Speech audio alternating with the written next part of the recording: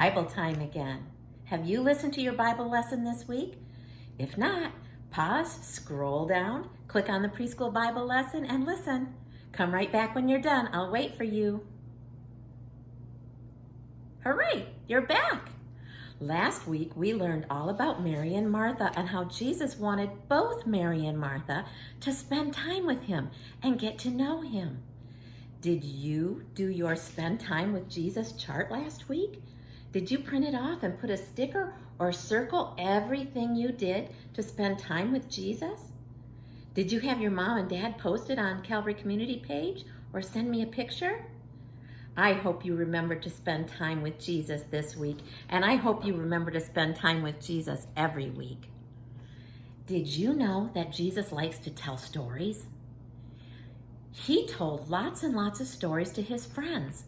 And today we're going to look at a story that Jesus told to his friends about a man who was hurt and he needed help. Listen to our story. This is a story that Jesus told to his friends.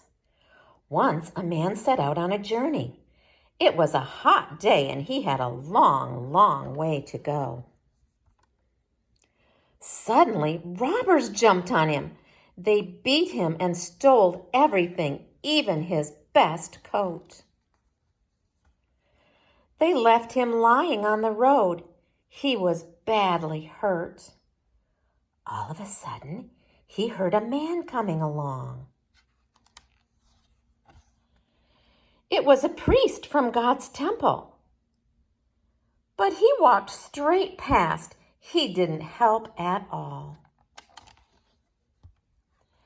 Another man from God's temple came along, but he scurried past too. Hurry, hurry, hurry. Then a man from another country came along. He stopped. He jumped down from his donkey and he helped the poor hurt man. He put the man on his donkey and slowly, slowly they went down the road. They stopped at an inn. The kind stranger paid the innkeeper to take care of the poor hurt man. Jesus said, "Help everyone who's in need."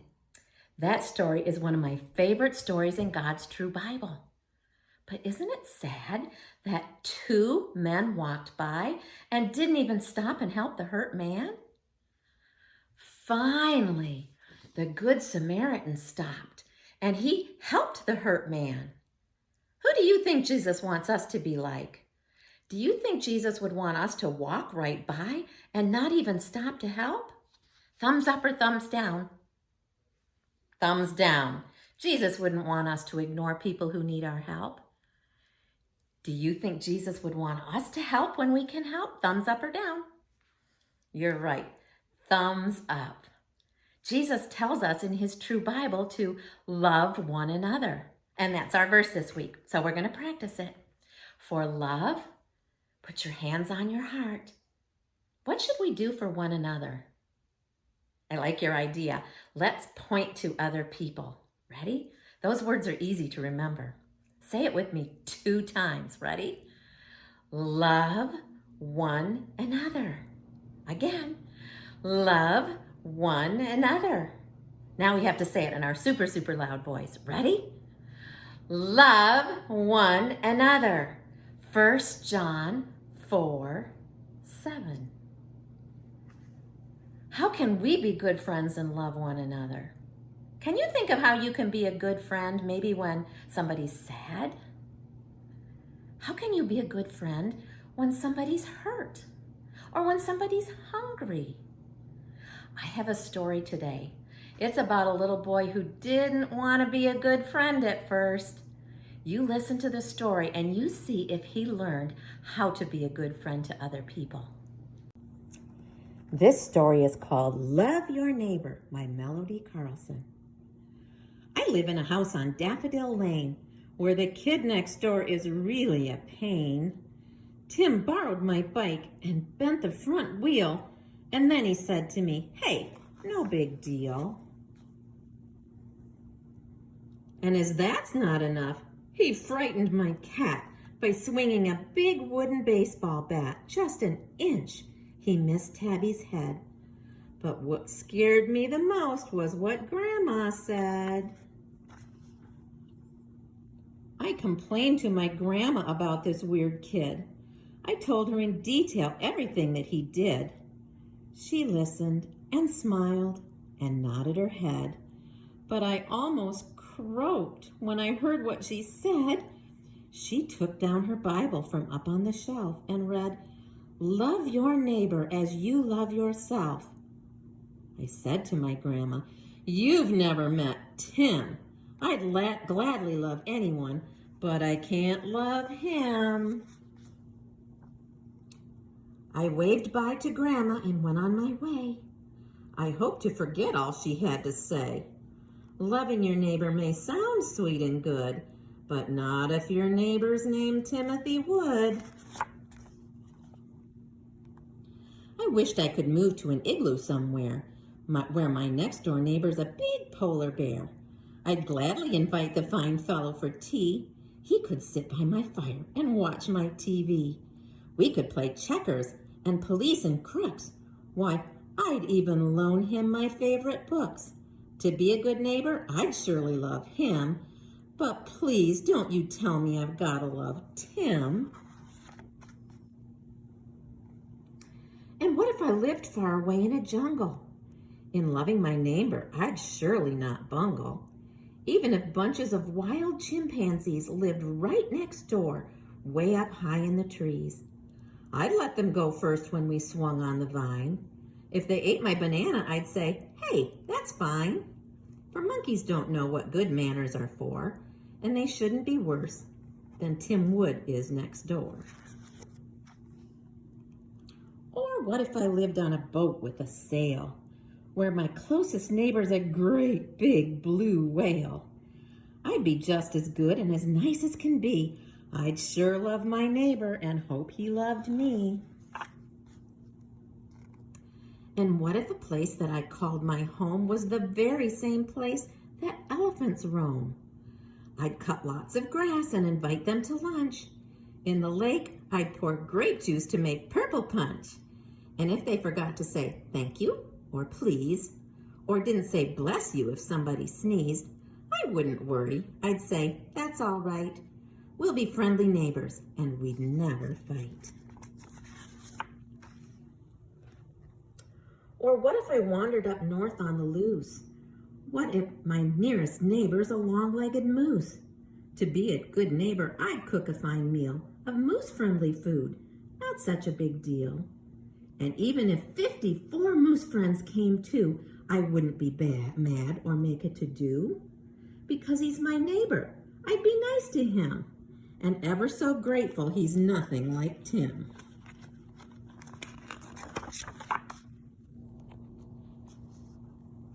I sat on my front porch and dreamed what I'd do if I ever lived in a cave or a big city zoo. And all I imagined, no matter how grim, seemed pretty good compared to old Tim.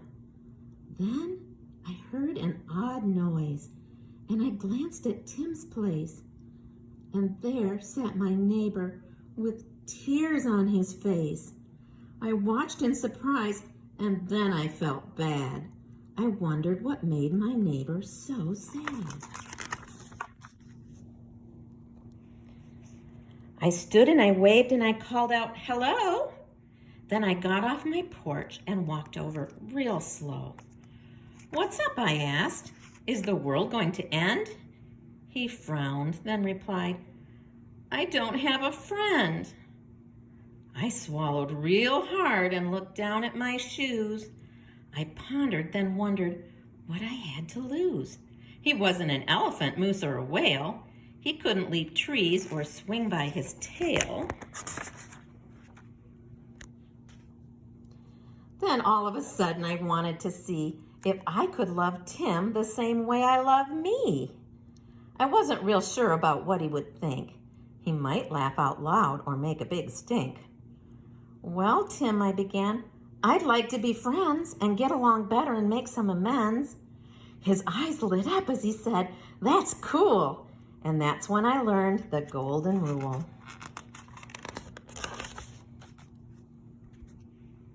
Now, most of the time, Tim and I have a blast, and I think that our friendship is one that will last. But sometimes we battle and both get defeated.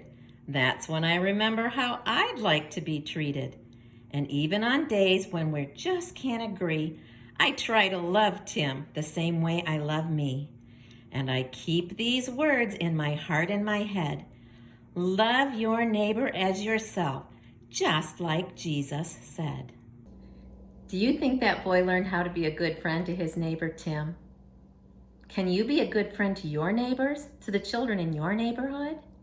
Can you show them Jesus' love, like the Good Samaritan showed his love to the hurt man? I have a special project for you this week. It's called Calvary Kids Love the Blessing Box. Do you know what a blessing box is? The blessing box is a little storage building right next to the church. And it's a place where people who don't have enough money to buy food can come and get some food. When they open up the doors in the blessing box, look, it's full of all kinds of food, and they can choose some to take to their house. But the blessing box doesn't really look all that pretty yet, does it? We want it to look welcoming, and you can help. We are going to make a project to help our blessing box look beautiful. Here is what you do. Have your mom and dad pick up a packet at the church from the big bin by the east door, the east parking lot door on the barn side at the church. You can pick up a packet either on Sunday when you're at outdoor church, or you can drop by any time in the week and pick up a packet. Inside the packet, you're going to find a tile that looks like this. That's not very pretty yet, is it? We have to make it pretty. And here's what you do. There'll be some paint in there. So you have mom and dad or yourself paint all over your hand and take the tile, put your hand on there like that. My hand's too big, but I think your hands will fit perfectly.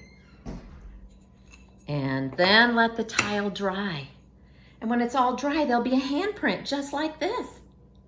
Then have mom and dad take a permanent Sharpie and write, my hands. This one says, my hands serve. Yours might say, my hands help. My hands can love. My hands can pray. I don't know what you're going to choose. Then write your name on it. And then have mom and dad bring it back to the box by the east side door at the church, and we'll spray some finishing product on it, and we'll put it outside the blessing box, all around outside, where it would look really pretty and make our blessing box feel really welcoming for people that come. And do you know what else I need you to do? The people that come to the blessing box don't have enough food to eat. So you can bring some food to put in the blessing box too. Here's some of the food I'm going to put in the blessing box this week. Look. The people that come for food, sometimes they really like breakfast bars or protein bars. So I'm going to take some blueberry breakfast bars because those are my favorite. I've got some pretzels to take. I bet the children will like pretzels. And some boxes of applesauce, some squeezed applesauce. That's a yummy treat. Do you think the children who are hungry will like that? I think I even got another treat. I got some Rice Krispie treats. Do you think that people will like that? Some other things they really need are like protein drinks or laundry soap or baby items like diapers and wipes. There's so many things, different things you could choose to bring to the blessing box. I don't know what you're going to choose, but choose something and bring it to the blessing box. Remember, have mom and dad scroll down and print out the directions to Calvary Kids Love the Blessing Box. And you can help your neighbors. I can't wait to see your handprint by our blessing box. You have a super week. And remember, love one another. And also remember, I love you. Have a good day.